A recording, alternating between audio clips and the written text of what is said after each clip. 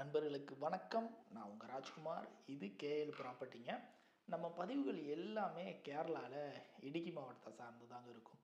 அதுவும் முக்கியமாக தேக்கடி, குமிளி, அப்புறம் அணக்கரை, அதாவது 8வது மைல்னு சொல்லுவாங்க, வண்டமேடு, கம்பமெட்டு, நெடுங்கண்டம், இதை சுற்றி உள்ள ஏலக்காய் எஸ்டேட்டாக இருக்கட்டும் சரி, சின்ன வீடாக இருக்கட்டும் சரி, அங்கே இருக்க பங்களா, ரிசார்ட்டு, இந்த மாதிரி உள்ள சேலுக்கு உண்டான பதிவுகள் தாங்க நம்ம அதிகமாக பண்ணுவோம்.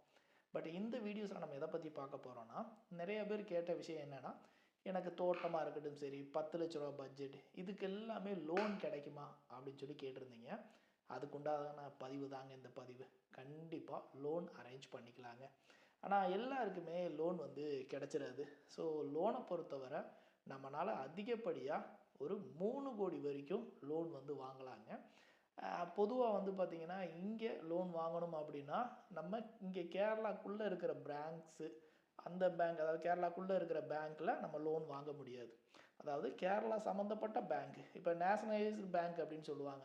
இப்போ ப்ரைவேட் பேங்க்லாம் பாருங்களேன், எல்லா ஊர்லேயும் இருக்கும். ஆனால் கேரளா சம்மந்தப்பட்ட பேங்க்கு கேரளாவில் மட்டும்தான் இருக்கும். அங்கே வந்து பார்த்திங்கன்னா நம்ம லோன் வந்து கிடைக்காது. ஆனால் அதுவே எல்லா ஊர்லேயும் இருக்குது பார்த்தீங்களா, இந்தியா ஃபுல்லாக இருக்கிற பேங்க்ஸை பொறுத்தவரை நம்ம என்ன பண்ணலாம், லோன் வந்து வாங்கலாம். அதில் முக்கியமாக ப்ரைவேட் பேங்க்ஸை பொறுத்தவரை நம்மளால் என்ன பண்ண முடியும், ஈஸியாக வந்து லோன் வாங்கிடலாம். இப்போ லோன் அப்படின்றது நம்மளால் அதிகமாக ஒரு 3 கோடி ரூபா வரைக்கும் ப்ராப்பர்ட்டி சம்மந்தப்பட்ட லோன்ஸ் வந்து வாங்கலாம். லோனை பொறுத்தவரை ஏகப்பட்ட வெரைட்டி இருக்குங்க. உள்ளுக்குள்ளே வந்து பார்த்திங்கன்னா வீடு கட்டுறது, வீடு ரினோவேட் பண்ணுறது, தோட்டம் வாங்குறது, அதில் வந்து வீடு இருக்குது அப்படின்னா ஹோம் லோனாக வாங்குறது, இந்த மாதிரி நிறைய இருக்குது. ஏதாவது ஒரு கிரிட்டேரியாவில், அதாவது ஏதாவது சம்மந்தப்பட்டு நமக்கு என்ன பண்ணிடும், லோன் வந்து கிடச்சிரும். ஸோ லோன் கிடைக்கிறதுக்கு நம்ம வந்து என்ன பண்ணிருக்கோம், எலிஜிபிளா அப்படின்னு சொல்லி செக் பண்ணுவாங்க. அதில் முக்கியமாக வந்து பார்த்திங்கன்னா, ஒரு சேலரி பர்சனாக இருக்காங்க அப்படின்னா கண்டிப்பாக அவங்களுக்கு லோன் வந்து கிடைக்குங்க. அதுவும் சேலரி அப்படின்றது ஒரு ஸ்டாண்டர்டாக நமக்கு மாதம் மாதம் என்ன ஆகும், ஒரு சேலரி ஸ்லிப்பு வச்சு வருமானம் வருது அப்படின்னா அதுக்கு வந்து நம்ம என்ன பண்ணலாம், ஒரு ப்ராப்பர்ட்டி வாங்குறதுக்கு ஈஸியாக வந்து லோன் கிடைக்கும். அதே நேரத்தில் அந்த சம்பளம் அப்படின்றது கொஞ்சம் நம்மளால் இஎம்ஐ கட்ட முடிகிற அளவுக்குள்ள சேலரியாக இருக்கணும். ஏன்னா நம்ம 3 கோடி ரூபா வாங்கணும் அப்படின்னா மாதம் எவ்வளோ இஎம்ஐ வரும், அதை கட்டக்கூடிய திறன் நம்மகிட்ட இருந்தால் தானே அவ்வளோ கிடைக்கும். ஸோ அதெல்லாம் பார்ப்பாங்க. ஆக மொத்தத்தில் நம்ம எலிஜிபிள் அப்படின்றது, லோன் எலிஜிபிள், நான் ஒரு ப்ராப்பர்ட்டி வாங்குறதுக்கு நான் வந்து எலிஜிபிளாக இருக்கேன் அப்படின்னா நம்ம சிவில் ஸ்கோர் அப்படின்றது நல்லா இருக்கணும். அதுக்கு நம்ம என்னென்ன ப்ராப்பர்ட்டி சப்மிட் பண்ணணும் அப்படின்னா, சாரிங்க, நம்ம என்னென்ன டாக்குமெண்ட் சப்மிட் பண்ணணும் அப்படின்னா, ஃபஸ்ட்டு எடுத்தோடனே ஆதார் கார்டு, பேன் கார்டு, இது ரெண்டும் கம்பல்சரிங்க. அதுக்கப்புறம் ஒரு 3 மாதம் சேலரி ஸ்லிப்பு, ஒரு 6 மாதம் பேங்க்கோட ஸ்டேட்மெண்ட், இதெல்லாம் கொடுத்து ஒரு ஃபோட்டோ கொடுத்தோம் அப்படின்னா நம்ம என்ன பண்ணுவாங்க, அவங்க வந்து லோன் எலிஜிபிளா அப்படின்னு சொல்லி செக் பண்ணி பார்ப்பாங்க. ஓகே, இவங்களுக்கு ப்ராப்பர்ட்டி சம்மந்தப்பட்ட லோன் எலிஜிபிள் அப்படின்னா அவங்க ஓகே, லாகின் பண்ணதுலேருந்து ஒரு 3 மாதம் வரைக்கும் என்ன பண்ணுவாங்க, அந்த லாகின் பண்ண ப்ராசஸ் வந்து நமக்காக இருக்கும். அப்போ நம்ம 3 மாதத்துக்குள்ளே எலிஜிபிள் அப்படின்னா என்ன பண்ணிக்கலாம், நீங்கள் வந்து ப்ராப்பர்ட்டி வாங்கலாங்க. ஸோ 10 லட்சம் கூட என்ன பண்ணலாம், கண்டிப்பாக நமக்கு லோன் கிடைக்கும். ஒரு 10 லட்ச ரூபா ப்ராப்பர்ட்டியும் லோன் போட்டு வாங்கலாங்க. ஸோ அதனால் இதே பண்ண வேணாம். பட் மெயினாக நம்மளால் என்ன பண்ண முடியணும், சிவில் ஸ்கோர் அப்படின்றது நல்லா இருக்கணும். அதாவது சிவில் ஸ்கோர் என்ன சொல்லுவாங்கன்னா, நம்ம கடன் வாங்கணும்னு வச்சுங்க, அதுக்கு தகுதியான ஸ்கோர். நம்ம ஒரு கடன் வாங்கினா என்ன பண்ணணும், அதை வந்து ப்ராப்பராக கட்டணும் அப்படின்னாலே சிவில் ஸ்கோர் வந்து நல்லா இருக்கும். அதாவது ஓவர் டியூ இல்லாமல், செக்கு பவுன்ஸ் ஆகாமல், கிரெடிட் கார்டில் பேமெண்ட் வாங்கிட்டு கட்டாமல், அந்த மாதிரிலாம் இல்லாமல் ப்ராப்பராக வச்சுருக்கோம் அப்படின்னாலே நம்ம என்ன பண்ணலாம், நமக்கு ஒரு ஓகே, எந்த பிரச்சனையும் கிடையாது, இவங்ககிட்ட லோன் கொடுத்தா இவங்க கட்டிடுவாங்க அப்படின்றது பேங்க்குக்கு ஒரு நம்பிக்கை. அதுதான் அந்த சிவில் ஸ்கோர் அப்படின்னு சொல்லுவாங்க. அது நமக்கு இருக்குது, அதெல்லாம் செக் பண்ணி நமக்கு வந்து எலிஜிபிள் ஆகிட்டோம் அப்படின்னா பேங்க் சைடில் என்ன சொல்லுவாங்கன்னா, சார் உங்களுக்கு இவ்வளோ எலிஜிபிள் இருக்குது அப்படின்றத சொல்லிடுவாங்க. அதுக்கப்புறம் நம்ம என்ன பண்ணலாம், நம்ம தான் ஏகப்பட்ட ப்ராப்பர்ட்டி பதிவு பண்ணிகிட்டே இருக்கோம். அதில் ஏதாவது ஒரு ப்ராப்பர்ட்டியை செலக்ட் பண்ணி அந்த ப்ராப்பர்ட்டியோட டாக்குமெண்ட் வந்து நம்ம கலெக்ட் பண்ணணும். ஸோ இங்கே வந்து நான் சொல்லியிருப்பேன், எல்லாருமே மேக்ஸிமம் என்னென்னா இந்த கேரளா பேங்க்கில் லோனில் வச்சுருப்பாங்க. ஆனால் அது பெரிய அமௌண்ட்டாக இருக்காதுங்க. கிட்டத்தட்ட ஒரு 1 ஏக்கர் ப்ராப்பர்ட்டிக்கு அதிகமாக 5 லட்சம் 10 லட்சம் அந்த மாதிரி தான் லோன் வச்சுருப்பாங்க. அப்போ நம்ம என்ன பண்ணோம்னா, அந்த இவங்க பேங்கை பொறுத்தவரை ஒரிஜினல் டாக்குமெண்ட்லாம் கேட்பாங்கள்ல, அப்போ நம்ம என்ன பண்ணோம்னா அவங்கள்ட்ட ஜெராக்ஸ் காப்பிலாம் வாங்கி கொடுத்துட்டு, ஓகேங்க, இந்த ப்ராப்பர்ட்டியை பொறுத்தவரை லோன் நாங்கள் தர ரெடி அப்படின்னு சொல்லிட்டாங்கன்னா, நம்ம என்ன பண்ணோம்னா அவங்களுக்கு எவ்வளோ அந்த கவர்மெண்ட் பேங்க்கில் இல்லை கேரளா பேங்க்கில் எவ்வளோ லோன் இருக்கோ அதை வந்து நம்ம என்ன பண்ணணும், அட்வான்ஸாக கொடுத்துடணும். ஸோ இப்போ நம்ம வந்து பார்த்திங்கன்னா 1 கோடி ரூபா ப்ராப்பர்ட்டிக்கு 1 கோடியும் கொடுத்துட மாட்டாங்கல்ல, ஒரு 80% கொடுப்பாங்க. சிலர் வந்து என்ன பண்ணுவாங்க 100% கொடுத்துருவாங்க. ஆனால் நம்ம ஒரு 80% வாங்குறோம் அப்படின்னா அந்த 20% கையிலேருந்து தானே போடணும். அதை வந்து இனிஷியல் என்ன பண்ணுறோம், அட்வான்ஸாக கொடுக்கணும்.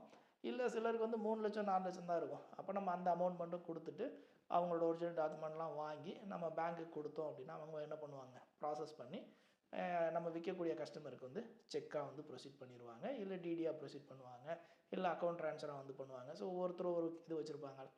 ஆக மொத்தத்தில் நம்மளால் பேங்க் லோன் எலிஜிபிளாக இருந்துச்சுன்னா நம்மளால் பேங்க்கு லோன் போட்டு ப்ராப்பர்ட்டி வந்து வாங்க முடியுங்க. நாங்கள் நிறைய வந்து கலெக்ட் பண்ணதுக்கப்புறம் தான், நான் இது வரைக்கும் பார்த்தீங்கன்னா நிறைய பேர் சொல்லியிருப்பேன் லோன் வந்து நாங்கள் அரேஞ்ச் பண்ணி கொடுக்க மாட்டோம்னு. ஆனால் 100 பேர் கேட்குற விஷயம் என்னென்னா, லோன் வந்து பண்ண முடியுமாங்க, நான் ஒரு நல்ல சேலரி பெர்சன், எங்களுக்கு வந்து பார்த்தீங்கன்னா நல்ல எலிஜிபிலிட்டி இருக்குது அப்படின்னு சொல்லி. நம்ம அதெல்லாம் இதே பண்ண வேணாங்க. கண்டிப்பாக நம்மளால் அரேஞ்ச் பண்ணி கொடுக்க முடியும். பட் அது வந்து பார்த்திங்கன்னா மேக்ஸிமம் ப்ரைவேட் பேங்க்காக தான் இருக்கும். ஏன்னா கவர்மெண்ட் பேங்க் அப்படின்றது உங்களோட சிவில் ஸ்கோர் நல்லா இருக்குது, உங்கள் சைடில் வந்து நீங்கள் இப்போ ரெடி பண்ணிக்கிறீங்க அப்படின்னாலும் கண்டிப்பாக எங்கள் சைடில் டாக்குமெண்ட் வந்து நாங்கள் கண்டிப்பாக எல்லாமே கலெக்ட் பண்ணி கொடுப்போம். உங்களுக்கு என்னென்ன டாக்குமெண்ட் வேணுமோ அதை வந்து நாங்கள் கேரண்டியாக என்ன பண்ணுவோம், உங்களுக்கு வந்து கொடுத்துருவோம். ஸோ ப்ராப்பர்ட்டி நீங்கள் என்ன பண்ணணும், செலக்ட் பண்ணணும். நான் வந்து நிறைய பேருக்கு சொல்கிற ஒரே விஷயந்தான் என்னென்னா, நீங்கள் வந்து சின்ன ஒரு வீடோ இல்லை 10 சென்டோ வாங்குறீங்கன்னா அது வந்து உங்களுக்கு பெரிய வருமானம் கொடுக்காது. ஆனால் நீங்கள் ஏக்கர் கணக்கில் வாங்குறப்ப அதுவே என்ன பண்ணும், உங்களுக்கு ஒரு லாபமாக அந்த இஎம்ஐ கட்டுற வருமானத்தை கொடுத்துரும். ஒரு 5 ஏக்கர் வாங்குறீங்க அப்படின்னா கிட்டத்தட்ட 3 கோடி வந்துடும். 5 ஏக்கர் வாங்கினீங்கன்னா நினச்சி பாருங்களேன், அதுலேருந்து வருமானமே நம்மளால் 1 கோடி ரூபா வரைக்கும் கூட சம்பாதிக்க முடியுங்க ஒரு வருஷத்தில், நான் சொல்கிறேன். ஏன்னா ஏலக்காய் வந்து அவ்வளோ வருமானம் கொடுக்கும். கிட்டத்தட்ட 1 ஏக்கர்லேருந்து நம்மளால் 800 கிலோ நல்லா உழைச்சோம் அப்படின்னா எடுக்க முடியும். ஒரு 5 ஏக்கர் வச்சுருக்கோன்னா என்ன ஆகி போச்சு, 4000 கிலோ. 4000 கிலோ இன்னையோட மார்க்கெட்டோட ப்ரைஸு 3000 ரூபாங்க ஏலக்காய். அப்போ 4x3ன்னு வச்சோம்னா 1,20,00,000 நம்மளால் சம்பாதிக்க முடியும். செலவெல்லாம் போனோன்னு நினச்சி பாருங்களேன், ஒரு 50 லட்சமாவது லாபம் நிற்காதா? பட் உழைப்பு ரொம்ப முக்கியம். ஏலக்காவை எல்லாருனாலையும் உழைச்சிட முடியாது. ஏன்னா நார்மலாக பாருங்களேன், எல்லோரும் என்ன சொல்லுவாங்கன்னா 400 கிலோங்க 500 கிலோ தாங்க எடுத்தேன் அப்படின்னு சொல்லுவாங்க. இது ஆவரேஜாக எல்லாருனாலையும் எடுக்க முடியுது. ஆனால் 800 கிலோன்றது உழைப்பை வச்சு எடுக்கலாம். 500 கிலோ எடுத்தாலும் 2500 கிலோங்க, அதோட ப்ரைஸை கணக்கு பண்ணாலே கிட்டத்தட்ட 75 லட்ச ரூபா ஆகிப்போச்சு. ஸோ ஏலக்காவில் நல்ல லாபம் கிடைக்கும். அதை நம்ம எப்படி ஒர்க் பண்ணுறோம் அப்படின்றத பொறுத்து தான் இருக்குது. நீங்கள் வீடு அப்படின்றது வாங்கினீங்க அப்படின்னா அது இன்னுமே என்றைக்குமே டிப்ரிஷியேஷன் தான். ஒரு நல்ல வீடுனா நம்ம என்ன பண்ணலாம், வந்தால் நீட்டாக தங்கிட்டு கிளைமேட்டை என்ஜாய் பண்ணிட்டு அப்படி சுற்றி பார்த்துட்டு ஒரு 10 நாள் ரெஸ்ட் எடுத்துகிட்டு போகலாம். பட் இன்கம் சோர்ஸாக நம்ம பார்க்கணும் அப்படின்னா பெரிய அளவில் இன்வெஸ்ட் பண்ணணும். சின்ன அளவாக நான் வாங்கிட்டு அதை லோன் போட்டு வாங்கலாமா அப்படின்னா அது பெரிய லாபம் கொடுக்காதுங்க.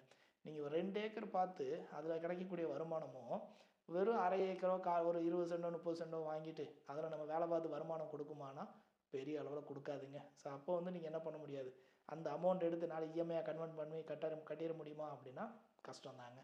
ஏன்னா அதோட உழைப்பு வந்து 20 சென்டாக இருந்தாலும் இங்கெல்லாம் 2 லட்ச ரூபா சம்பாதிப்பாங்க. ஆனால் அவங்களோட உழைப்பாக இருக்கும். வேலைக்கு போயிட்டு வருவாங்க, ஈவினிங் வந்து வேலையை பார்த்து நம்ம என்ன பண்ணுவாங்க, டெய்லி அந்த தோட்டத்தை நல்லா நீட்டாக வச்சு அதுலேருந்து வருமானம் எடுத்துருவாங்க. நம்ம வாங்கி போட்டு 2 பேரை வேலைக்கு விட்டு அது மூலமாக வருமானம் எடுக்க முடியுமானா கண்டிப்பாக எடுக்க முடியாது. ஸோ என்னை பொறுத்தவரை 1 ஏக்கராவது வாங்கினீங்க அப்படின்னா தாங்க அந்த உங்களுக்கு லோன் வாங்குறதுக்கு கட்ட முடியும். அதுக்கு கீழே வாங்கிட்டு எனக்கு வருமானம் வருமா அப்படின்னா வர்றது ரொம்ப ரேர் தாங்க. ஸோ நம்மகிட்ட நிறையா ப்ராப்பர்ட்டி இருக்குது, நாங்கள் உங்களுக்கு ஒவ்வொன்றையும் நாங்கள் கைட் பண்ணி தான் வாங்கி தருவோம். ஸோ கண்டிப்பாக வந்து பார்த்திங்கன்னா ரெகுலராக ஃபாலோ பண்ணிகிட்டே இருங்க. இது வந்து முழுக்க லோன் வீடியோ தான். லோன் வந்து நம்மளால் அரேஞ்ச் பண்ண கொடுக்க முடியுங்க. எங்களால் கண்டிப்பாக அரேஞ்ச் பண்ணி கொடுக்க முடியும். ஸோ இதெல்லாம் நான் சொன்ன டாக்குமெண்ட்லாம் கொடுத்தீங்க அப்படின்னா நான் உங்களை செக் பண்ணி பார்த்துட்டு கண்டிப்பாக வந்து அரேஞ்ச் பண்ணி கொடுப்பேங்க. ஸோ இந்த மாதிரி ஏகப்பட்ட ப்ராப்பர்ட்டி விஷயமா இருக்கட்டும் சரி, உங்களோட கேள்விகளை வந்து நீங்கள் கண்டிப்பாக கேட்கலாம். நாங்கள் அதுக்குண்டான பதிலும் வந்து ஃபாலோ பண்ணி உங்களுக்கு கண்டிப்பாக கொடுத்துட்டே இருப்போங்க. ஸோ கண்டிப்பாக சப்ஸ்கிரைப் பண்ணி வச்சுக்கோங்க. அதே நேரத்தில் நம்ம கேஎல் ப்ராப்பர்ட்டி வந்து பார்த்திங்கன்னா கூகுள் ரிவ்யூ வந்து நாங்கள் பண்ணியிருப்போம். நீங்கள் ஒன்றுமே இல்லை, கேஎல் ப்ராப்பர்ட்டின்னு போட்டு மேப்பு போய் செக் பண்ணிங்க பார்த்தீங்க அப்படின்னா எங்களோட ஆஃபீஸ் லொக்கேஷனும் ரிவ்யூவும் வரும். முடிஞ்ச வரைக்கும் சப்போர்ட் பண்ணி நாங்கள் என்ன உங்கள் மனசுக்கு தோணுதோ சரி, எங்கள் இதில் பாசிட்டிவாக இருந்தாலும் நெகட்டிவாக இருந்தாலும் கண்டிப்பாக வந்து அதில் கூகுள் ரிவ்யூவில் வந்து பண்ணி கொடுப்பீங்க அப்படின்னு சொல்லி இந்த வீடியோஸ் மூலமாக கெஞ்சி கேட்டுக்கிறேன். நீங்கள் உங்களால் டைம் கிடச்சிச்சு அப்படின்னா கண்டிப்பாக வந்து அதையும் பண்ணுங்கள். ஓகே ஃப்ரெண்ட்ஸ், நாளைக்கு ஒரு வித்தியாசமான ப்ராப்பர்ட்டியோடு சந்திப்போம். நன்றி, வணக்கம்.